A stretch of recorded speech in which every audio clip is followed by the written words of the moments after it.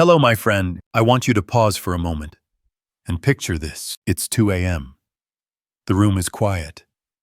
Darkness wraps around everything like a thick blanket. Outside, the world is still. But inside you, your mind is like a racetrack. Thoughts race by one after another. You turn to your left, then to your right. You open your eyes and stare at the ceiling, then close them again, and open them once more. Have you ever felt like that? I ask because I've heard this story hundreds of times. One of my patients, Elaine, 67 years old, once told me, "Dr. Ethan, I go to bed at 10 p.m., but by 3 in the morning I still can't stop thinking. About the weekend party. About how my pillow feels a little off. About whether I forgot to turn off the stove. It's like my brain doesn't know how to rest anymore."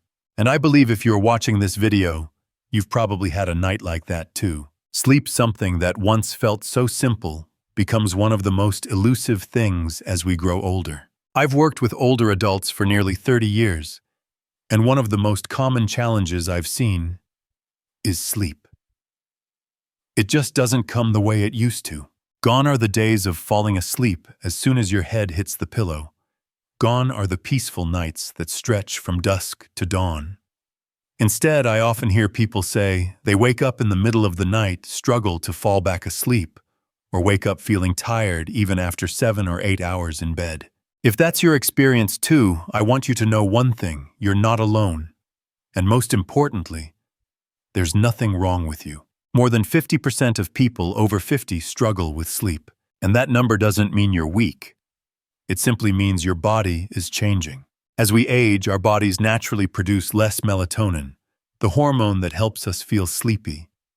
Our internal clock starts to drift, and even small changes like joint stiffness, nighttime trips to the bathroom, or a vague sense of unease can be enough to wake us at 3 a.m. Many people message me sounding frustrated and defeated. I used to think insomnia was just a minor issue, but it makes me feel like a different person. A few nights without sleep, and suddenly I'm irritable, I lose my appetite, and I'm not interested in anything anymore. I understand. Truly I do. And I want to say this clearly. Your insomnia is not your fault. It's a signal, a quiet message from your body after all these years of carrying you saying, "I need to be cared for a little differently now." So here's the bigger question. What should we do? Take pills, force ourselves to sleep earlier, seek expensive therapy? No. Not necessarily, because sometimes the most powerful change begins with the smallest shift. I've seen many of my patients reclaim their sleep not through medication or drastic measures, but simply by gently adjusting a few evening habits. Not complicated, not costly, and it doesn't require pushing yourself, just a little more kindness toward yourself. And that's why I made this video. Today, I want to share with you 5 simple, gentle, and effective ways to help you sleep better, deeper, and most importantly, naturally, the way your body used to know, back when life felt lighter. I'm not going to make empty promises. There is no magic fix that will help you sleep 8 hours straight tonight. But I truly believe if you watch this video until the end and give each suggestion a sincere try with patience and self-compassion, you'll begin to feel the shift, maybe after a week. Maybe in just a few days. But you'll feel it. Your body learning how to rest again. So, are you ready to begin? We'll take it slowly, one step at a time, and I'll be right here with you like an old friend, someone who's been there, who knows that good sleep isn't a luxury. It's a rightful part of your life. Starting tonight, welcome to your gentle journey back to peaceful sleep. Do you remember what it felt like as a child every night before falling asleep, when your mom or dad would walk into your room, gently pull the blanket over you, kiss your forehead, and whisper, "Good night, sweetheart." No sleeping pills, no technology, just a bit of tenderness. A simple routine repeated night after night, enough to help us feel safe enough to close our eyes. Isn't it remarkable that after all these years of growing up, of enduring all the changes life throws at us, what we may need most for a good night's sleep is still that small bedtime ritual of love, Today, I want to share with you 5 simple yet deeply powerful habits I've seen work time and time again for hundreds of patients over 50. They're not expensive. They're not complicated. They only require one thing: gentleness toward yourself. 1. Create a bedtime ritual like caring for the child within you. I once had a patient named Robert. He was 62, a widower living alone in a small apartment in Arizona. Robert was an engineer, methodical, logical. But he came to me after struggling to sleep more than 3 hours a night for 6 months. When I asked if he had any sort of bedtime routine, he chuckled. "No, I just turn off the lights, get in bed, and wait for sleep to come." Does that sound familiar? The truth is, our brain doesn't operate like an on-off switch. It needs time. It needs signals, a gentle process to shift from alertness to rest. It needs to know it's time to let go. It's okay to rest now. For Robert, I suggested 3 simple changes: a warm cup of chamomile tea at 9 p.m., turning off all bright lights and switching to soft amber lighting, playing 15 minutes of light jazz before getting into bed. 2 weeks later, Robert came back. His eyes looked different, softer. "I still wake up around midnight," he said, "but I feel less anxious. My body knows it's time to let go." I smiled and told him, "You've learned how to tuck in the child within you." 2. Turn off your devices so your inner light won't be dimmed. Did you know the blue light from phones, TVs, and tablets suppresses melatonin, the natural hormone that helps you sleep? A Harvard study found that just 30 minutes of screen exposure before bed can reduce your melatonin levels by up to 50%. And yet many of us, myself included, find it hard to resist one last scroll through the news or one more episode on Netflix. But the irony is this: the more we try to relax with screens, the harder it becomes to truly rest. I often tell my patients, you don't have to give up technology completely. Just create some healthy boundaries. Try this for just 1 hour before bed. Leave your phone charging in another room. Open a paperback, maybe a novel, a poem, or something gentle. Or simply write in a journal like you're whispering to your soul. You may be surprised at how effective it can be. One of my patients, Diane, 71 years old and struggling with insomnia for 10 years, told me, "I swapped the TV for a journal. Sleep still comes slowly, but for the first time in years, I don't wake up exhausted." 3. Gentle stretches and deep breathing, returning your body to safety. Try this with me right now. Sit up straight. Close your eyes gently. Breathe in slowly for 4 seconds. Hold for 7 seconds. Exhale gently for 8 seconds. Repeat this 3 times. What do you feel? I've taught this 4-7-8 breathing method to hundreds of people, and nearly all of them say the same thing. It feels like a reset button for my nervous system. One major reason we can't sleep is because our sympathetic nervous system is still active, meaning our body is still in fight or flight mode. When you stretch gently, maybe rolling your neck, folding forward while seated, or lightly releasing your spine, and pair that with slow breathing, you're sending a clear message to your brain. You're safe. Everything's okay. It's time to let go. Just 5-7 minutes of this each night. And sleep doesn't come as a battle. It arrives like a warm embrace from within. 4. A warm bedtime drink, like a whisper of kindness.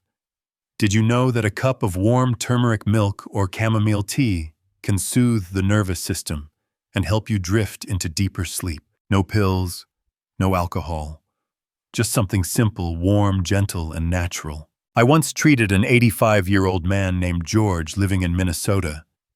He'd been struggling with sleep for years, haunted by old memories of war. I couldn't change his past, but I could help him shape the present.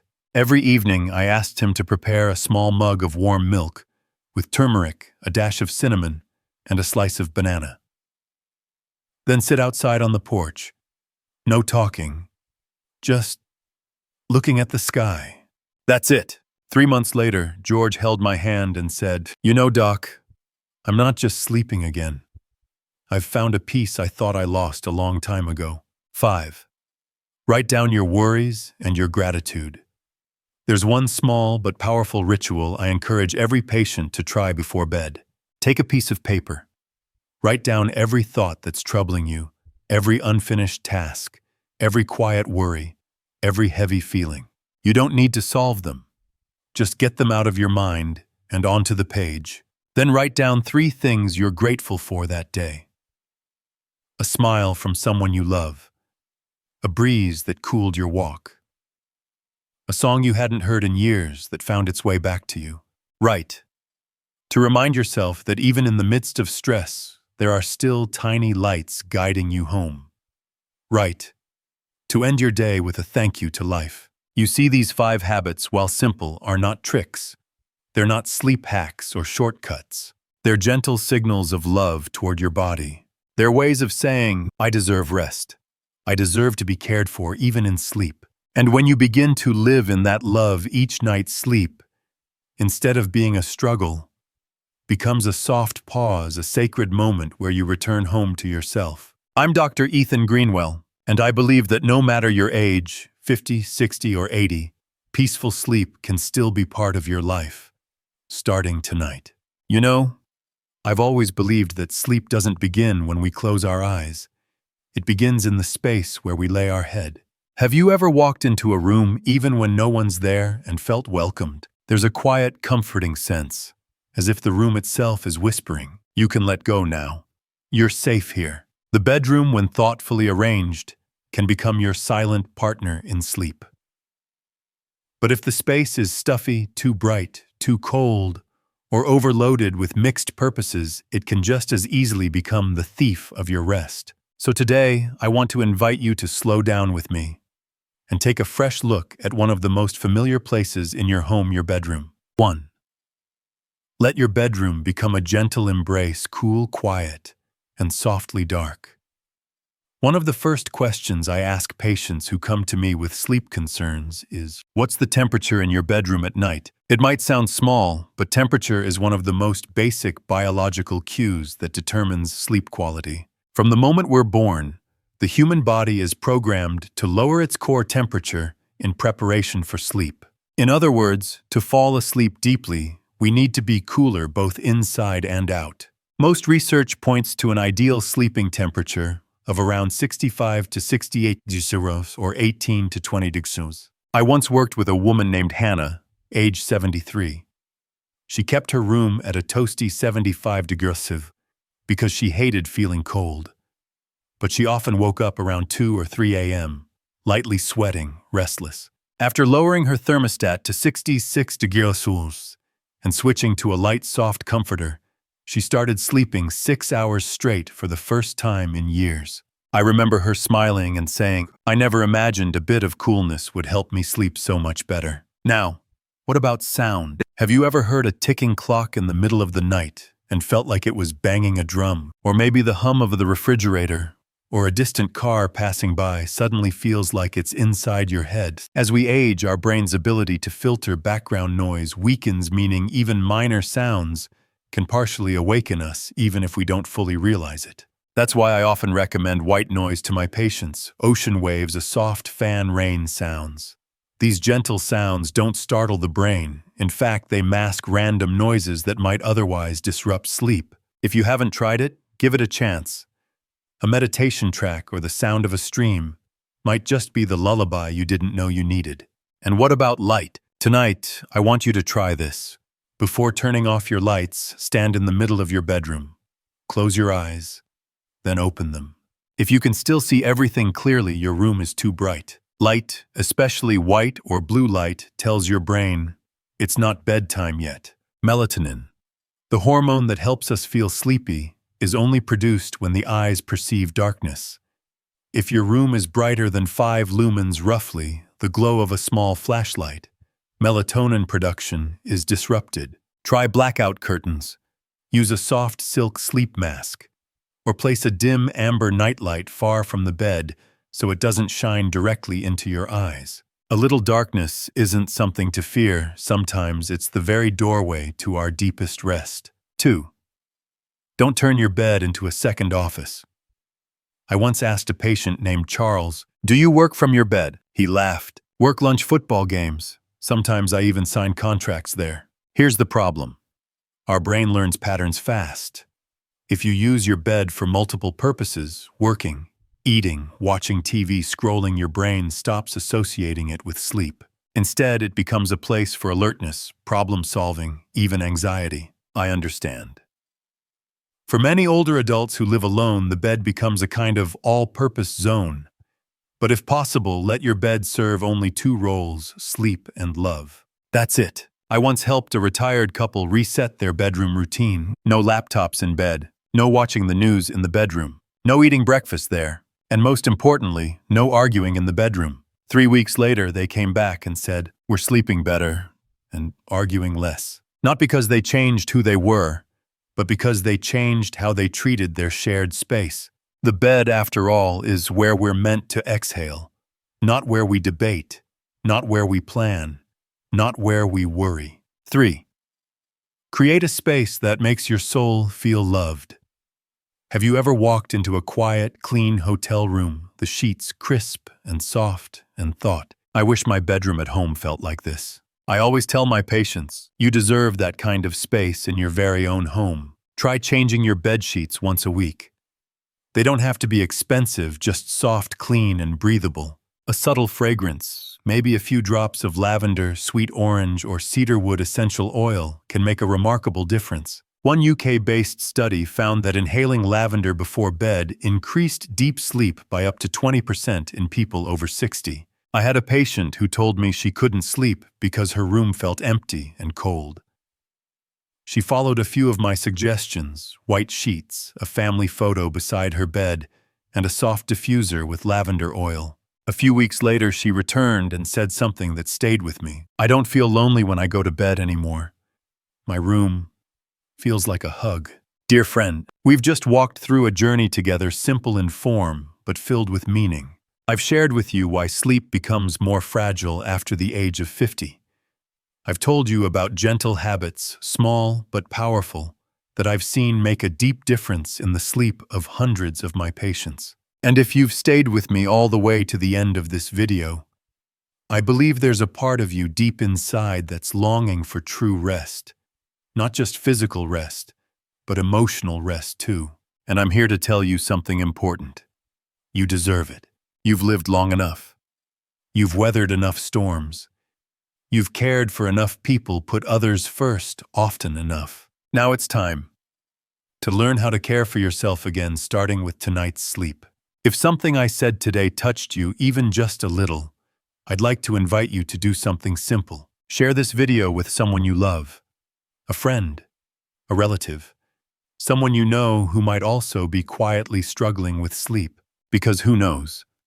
Maybe this quiet message could be a soft light in someone else's night too.